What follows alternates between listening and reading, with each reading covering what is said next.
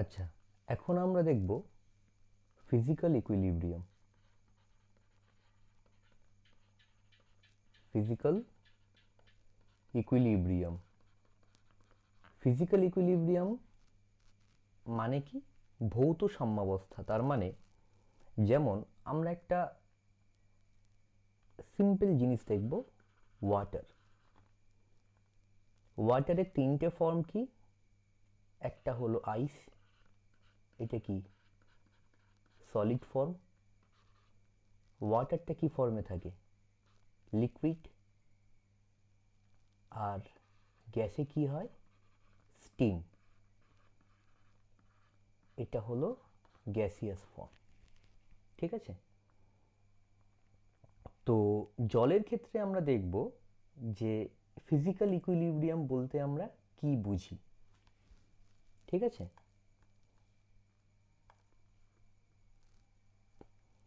তার জন্য H2O solid থেকে H2O লিকুইড, এই একটা স্টেটের চেঞ্জ হচ্ছে।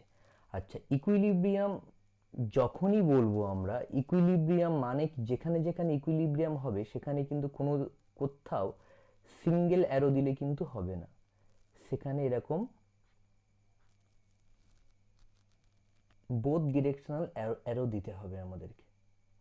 ঠিক আছে? এটাকে বলা হয় ইকুইলিব্রিয়াম সাইন। এই ইকুইলিব্রিয়াম সাইন কিন্তু সমস্ত জায়গায় ইকুইলিব্রিয়ামে ব্যবহার করতে হবে। ঠিক আছে? H2O সলিড আর লিকুইড। ঠিক আছে? আচ্ছা, এটাকে কি বলা হয়? H2O সলিড আর লিকুইড মানে H2O জল যখন বরফ, আইস আর ওয়াটার যখন ইকুইলিব্রিয়ামে আছে, আইস আর ওয়াটার যখন ইকুইলিব্রিয়ামে আছে, তখন এই সিচুয়েশনটাকে কি বলা হবে? মেল্টিং অফ আইস, মানে বরফের গলনাঙ্ক বলা হবে। বরফের গলনাঙ্ক বলা হয়। ঠিক আছে? এই যে গলনাঙ্ক, স্ফুটনাঙ্ক, মেল্টিং, বয়লিং, এগুলো সব কিছু ইকুইলিব্রিয়ামকে মেনশন করছে। যখনই তোমাকে বলবে গলনাঙ্ক, স্ফুটাঙ্ক, হিমাঙ্ক, এই সমস্ত জিনিস কাকে মেনশন করছে? ইকুইলিব্রিয়ামকে মেনশন করছে। এখন বরফের গলনাঙ্ক ইকুইলিব্রিয়ামই আছে, ভৌত ফিজিক্যাল ইকুইলিব্রিয়াম স্টেটে আছে, তার মানে কি? তার মানে ধরো 0 ডিগ্রি সেলসিয়াস, 0 ডিগ্রি সেলসিয়াসে যদি আমি আইস রাখি আর এখানে ধরো ওয়াটার তৈরি হয়েছে, তো 0 ডিগ্রি সেলসিয়াসে যদি কনস্ট্যান্ট থাকে, আইস এটা যদি একটা ক্লোজ সিস্টেমের মধ্যে থাকে, যে ক্লোজ সিস্টেমের মধ্যে দিয়ে হিট কখনো বাইরে যাবে না, ঠিক আছে, হিট যেন বাইরে না যায়, তাহলে সেই সিস্টেমের মধ্যে আইস আর ওয়াটার এই দুজন একে অপরের থেকে স্টেট চেঞ্জ করবে, মানে আইস থেকে ওয়াটার হবে, ওয়াটার থেকে আইস হবে। শুধুমাত্র স্টেট চেঞ্জ হবে এটা নয়, এবং আইস থেকে ওয়াটারে যাওয়ার রেট যা হবে, ওয়াটার থেকে আইসে আসার রেটটাও কি হবে? পুরো একই হবে। মানে যদি 5টা আইস যদি হচ্ছে গলে গিয়ে যদি ওয়াটার তৈরি করে, তেমনভাবে 5টা মলিকিউল ওয়াটার মলিকিউলও জমে গিয়ে আবার কি তৈরি করবে? আইসে হচ্ছে ব্যাক করবে। এই রকমভাবে আইস থেকে ওয়াটার, ওয়াটার থেকে আইস একটা ইকুইলিব্রিয়াম তৈরি হবে। এটা হচ্ছে কি ফিজিক্যাল ইকুইলিব্রিয়ামের মধ্যে পড়ছে এটা। ঠিক আছে? ঠিক তেমনভাবে H2O লিকুইড, H2O লিকুইড থেকে H2O গ্যাস, মানে এই একটা ক্লোজ জারের মধ্যে যদি আমি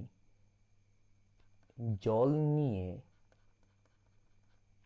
যদি হিট দিই 100 ডিগ্রি সেলসিয়াসে, তখন লিকুইড থেকে এখানে কিছু ভেপার তৈরি হবে, স্টিম তৈরি হবে।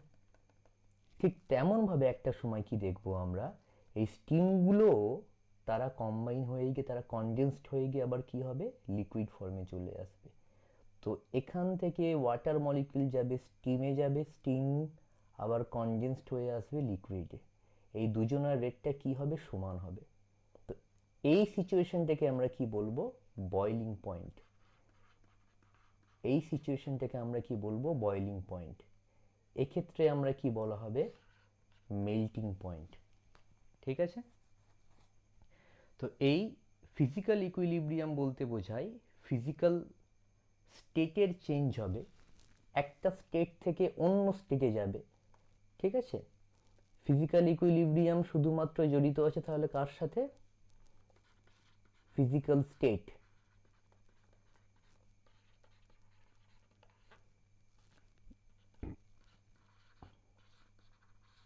তার মানে ভৌত অবস্থার সাথে জড়িত।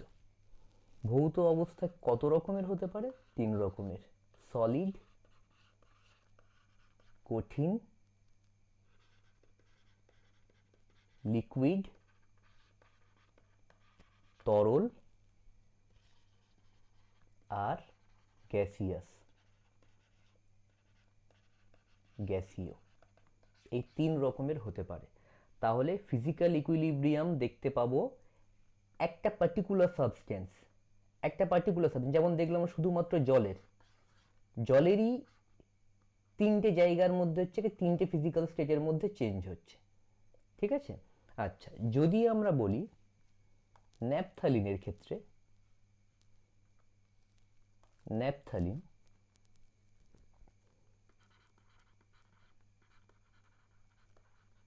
ন্যাপথালিন সলিড থেকে ডাইরেক্ট কোথায় চলে যায়,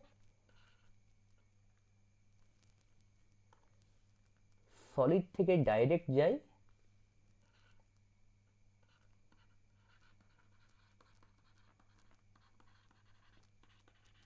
গ্যাসে। এটাকে কি বলা হয়, ঊর্ধ্বপাতন।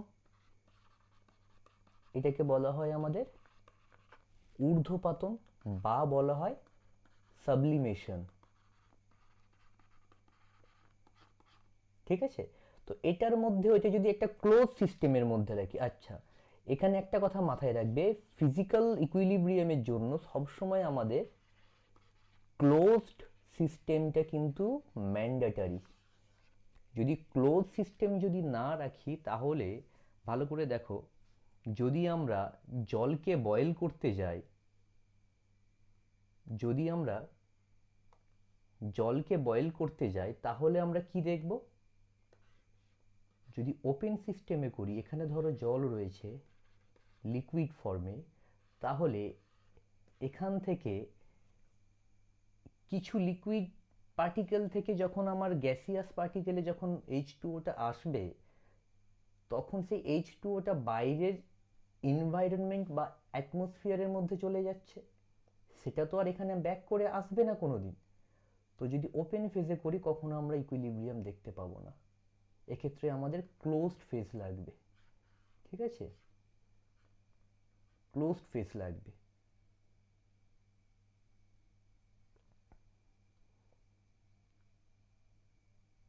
একটা ক্লোজ সিস্টেমের মধ্যে এই রিয়াকশনগুলোকে আমাকে করতে হবে। ফিজিক্যাল ইকুইলিব্রিয়ামের জন্য সবসময় আমাদের একটা ক্লোজ সিস্টেম লাগবে। ঠিক আছে। তো ঠিক তেমনভাবেই যদি এই ক্লোজ সিস্টেমের মধ্যে যদি আমরা কর্পূরকে যদি রাখি তাহলে সলিড থাকবে কর্পূর প্রথমে, সেই সলিড থেকে গ্যাসিয়াস ফর্মে যাবে, আবার ওই গ্যাসগুলো কম্বাইন করে আবার কি হবে, সলিডে আসবে। এটা হচ্ছে কি ন্যাপথালিনের মধ্যে কি হবে, তাহলে একটা একটা ইকুইলিব্রিয়াম তৈরি হবে, এই রকম ভাবে হবে। ঠিক আছে। আচ্ছা, আজকে এই ফিজিক্যাল স্টেটটা গেল, নেক্সট দিন হবে আমাদের কেমিক্যাল ইকুইলিব্রিয়ামটা, নেক্সট দিন হবে।